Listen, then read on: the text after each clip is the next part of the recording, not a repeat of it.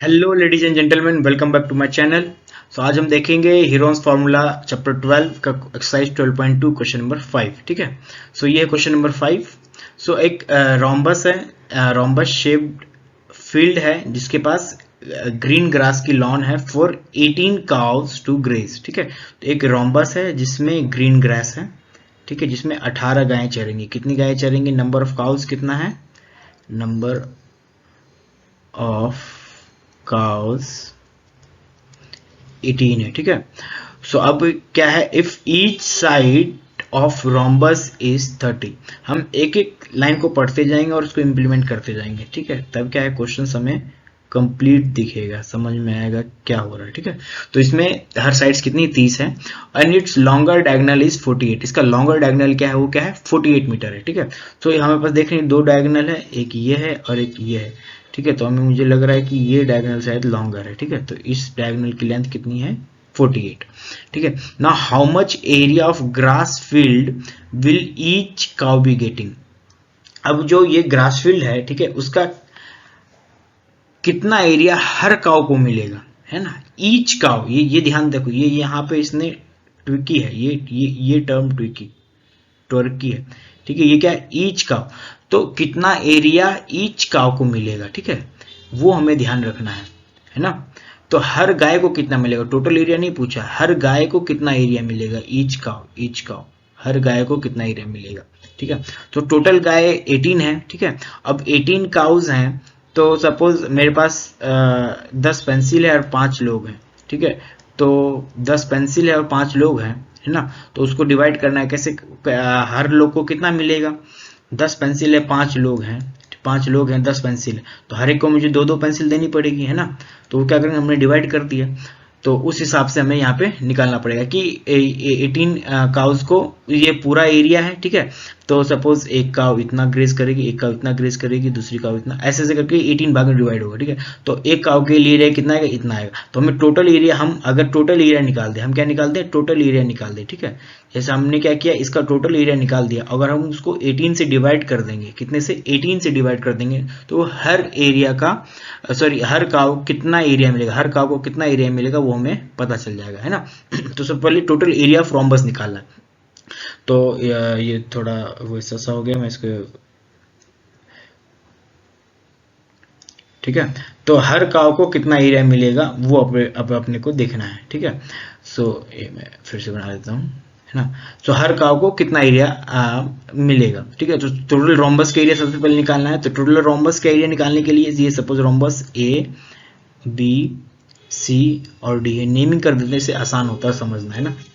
जैसे किसी लड़के को यूं ही बुला रहे हैं और नाम से बुलाओ, सुमेश, रमेश, सुने ये वाला लड़का, ये वाला लड़का, नहीं नहीं वो वाला लड़का, मजा नहीं आता है ना, तो नाम से बुलाते हैं। ठीक है, तो हम अगर हम अब हमें रोम्बस के एरिया, अब हमें रोम्बस के एरिया कैसे निकालने हैं? हमें पास साइड दी है, एक डायगोनल दी हुई है, तो नहीं निकाल पाएंगे। हमें पता है रोम्बस का फॉर्मूला कुछ और होता है। क्या होता है?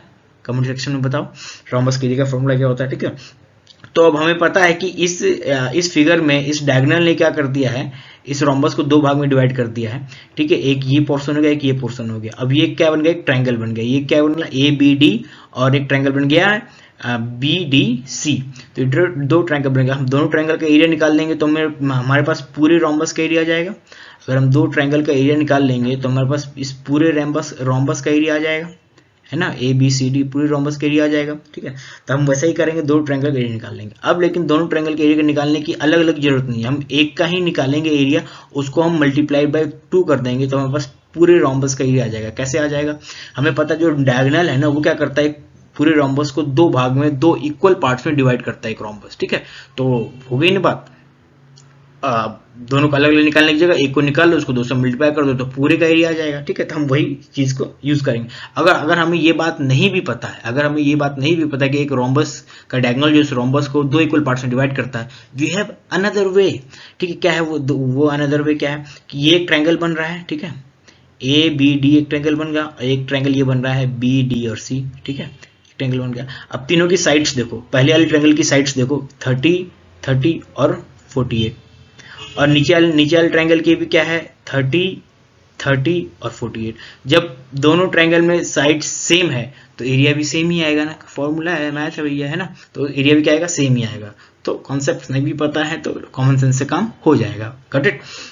तो वही करेंगे, एरिया ऑफ ट्रायंगल ABCD निकालेंगे। ठीक है, सबसे पहले एरिया ऑफ ट्रायंगल ABD निकालेंगे, सॉरी ABCD।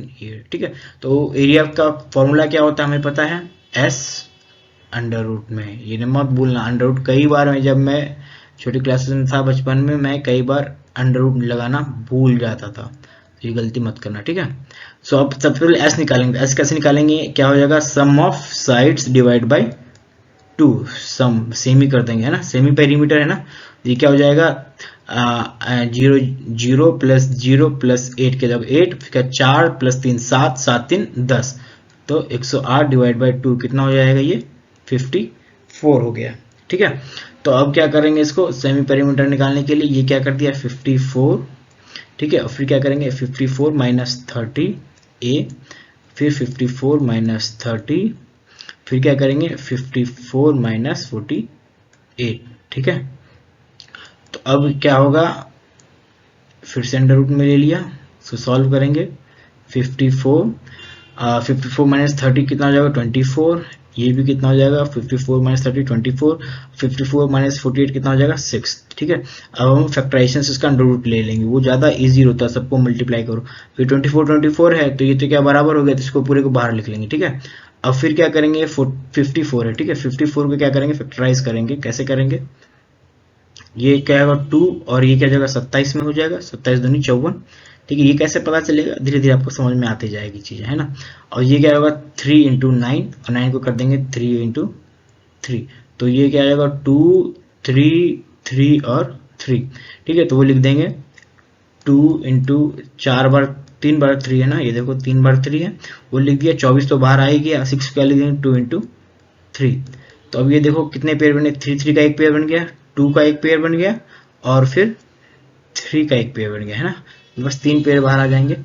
तो क्या लिख देंगे 24 इंटू 2 एक बार आ गया, 3 2 बार आ गया, तो इसको सॉल्व करेंगे क्या आएगा 24, इसको 24 दूनी 24 दूनी 48 इंटू 3 3 जा 9। ठीक है, तो इसको सॉल्व करेंगे क्या आएगा 8 9 72 का 2 आधा की 7, 9 चौक 36 और 7 43, तो क्या आएगा 432 मीटर स्क्वायर, एक ट्रायंगल का एरिया हो गया। ठीक है, एक ट्रायंगल का एरिया, हमें एक ट्रायंगल का एरिया नहीं चाहिए, हमें एक रोम्बस का एरिया चाहिए। ठीक है, तो एरिया ऑफ रोम्बस कितना हो जाएगा, एरिया ऑफ रोम्बस ऐसे लिख दो, area of ABCD is equal to area of ABD। ठीक है, अब इंटू 2। ठीक है, एरिया ऑफ ABD कितना आएगा 432 इंटू 2, ये कितना हो जाएगा 2 दूनी 4 3 दूनी 6 4 दूनी 8,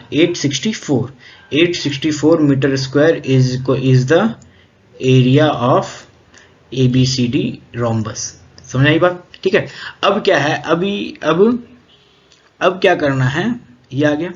अब क्या है कि अब ये किसके लिए है, 18 काउस के लिए, ये किसके लिए है 18 काउस के लिए है। ठीक है, तो हमें एक काउ के लिए निकालना है। ठीक है, तो हमें पता है इसको 18 से डिवाइड कर देंगे। ठीक है, लेकिन कई बार पता है दोस्तों क्या होता है ना, कई बार ये नहीं समझ में आता कि ये ऐसे होगा, लाइक ये 864/18 होगा या फिर 18/864 होगा। कई बार इसमें कंफ्यूजन होता है। ठीक है, कंफ्यूजन होता है, बेसिकली यूनिटी मेथड है, कंफ्यूजन होता है, तो इसको दूर करते हैं। कैसे दूर करते हैं, देखो हमें ये अपने आप में दिमाग में थोड़ा सा कॉन्सेप्चुलाइज करना पड़ेगा कि जितने 18 गायों को 18 cows graze on 864 metre area. ठीक, 18 काउस, हमें जिसका एक लेना होता है ना, उसको उस वाले टर्म्स को इधर रखना होता है। हमें एक किसका लेना, हमें गाय का एक लेना है ना, हमें काऊ को एक लेना है, हमें किसको एक लेना है, काऊ को एक लेना है, तो उस एरिया को हम इधर रखेंगे। ठीक है, हमें उसको तो नहीं एक लेना है कि 1 मीटर स्क्वायर में कितने काऊ ग्रेज करेंगे, ऐसा तो नहीं है ना। तो जिस चीज को एक बनाना, उस चीज को इधर रखेंगे लेफ्ट हैंड साइड में, LHS में, ये अपना LHS हो गया। ठीक है, ये अपना LHS हो गया, इक्वेशन हमने पढ़ी, और ये चीज अपनी क्या होगी, RHS होगी, है ना। तो 18 cows graze on 864 metre square. अब एक काउस के लिए कितना होता है, उसको क्या करना होता है, एक काउस ग्रेज ऑन, तो क्या करेंगे, इस चीज को उठा करके इसके नीचे ले जाएंगे, इस चीज को उठा करके इसके नीचे ले जाएंगे। ये बहुत इंपॉर्टेंट बात मैंने बताई बच्चों आपको, कि जिस चीज को एक बनानी होती है उसको लेफ्ट हैंड साइड रखो और दूसरी चीज को राइट हैंड साइड में दे दो। ये रटने का तरीका नहीं, ये कई बार क्या होता है, माइंड कंफ्यूज हो जाता है, ठीक है। कई बार वर्ड सिमिलर होते हैं, समझ में आ रहा है क्या करना नहीं करना, कई बार दिमाग नहीं चल रहा था, तो उस चीज के लिए मैं आपको बता रहा हूँ, ठीक है। तो इसको यहाँ पे डिवाइड कर देंगे, क्या हो जाएगा, तो एक काउस के लिए ये 2 से मैंने किया गया 9, ठीक है, और इसको किया 2 से 4 भाग में, फिर 3 में, फिर 2 में, फिर इसको 3 से करेंगे, 3 से लगेगा नहीं लगेगा मुझे कैसे पता, मुझे पता है काउस जो है नंबर्स में ही आएंगी ना, प्लस हम देख भी सकते हैं उस रूल से, डिविजिबिलिटी रूल से होगा कि नहीं। तो 3 से डिवाइड करने के लिए हमें पता है इन सब का सम कितना, इन सब का सम कितना होना चाहिए, 3 से डिविजिबल होना चाहिए। तो 3 2 5 4 9, तो 9 डिविजिबल है, ठीक है, तो हो जाएगा, तो 3 3 9, काटेंगे 3 एकम 3, 3 चौका 12, 3 चौका 12, फिर 3 से काटेंगे, 3 तिया 12, और फिर 3 अट्ठे 24, ठीक है। तो एक काऊ जो है वो कितने एरिया पे ग्रेज करेगी, 38 मीटर स्क्वायर। एक मिनट, सही किया क्या मैंने, 3 चौके 12, सॉरी ये 4 आएगा गाइस, सो सॉरी। आप भी मुझे कमेंट में सेक्शन में बताते रहना कहीं अगर गलती करूं तो मैं, ठीक है। तो ये फुट क्या आ जाएगा, 48 मीटर स्क्वायर आ जाएगा। एक काऊ को कितना एरिया मिलेगा ग्रेज करने के लिए, 48 मीटर, इसको मैं ढंग से लिख देता हूँ, ठीक है। एक काऊ को कितना एरिया मिलेगा, 48 मीटर स्क्वायर। तो भाई ये बात समझ में आई। तो इसी हिसाब से मैं चीज़ों को कॉन्सेप्चुअलाइज करके और चीज़ों को विजुअलाइज करके काम करना, ठीक है। Thank you guys, like share and subscribe.